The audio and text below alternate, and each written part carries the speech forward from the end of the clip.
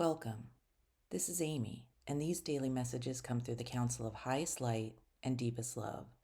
Each one is an offering to help you pause, reconnect, and remember the truth of who you are. Let's begin. Beloved, beneath the surface of your days flows a hidden stream. You may not always see it, yet it moves quietly, faithfully carrying refreshment and renewal. When you feel dry, it is not because the stream is gone. It is only that your attention has drifted. Close your eyes, breathe, and remember. The living waters of spirit flow within you still.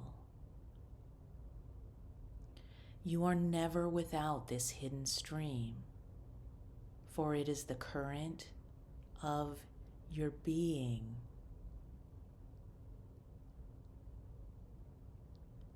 And so we ask, when life feels dry or weary, how can you return to the hidden stream within you?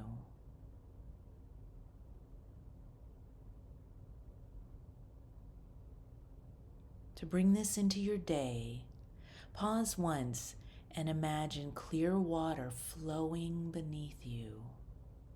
With one breath, let yourself drink from this hidden stream and feel restored.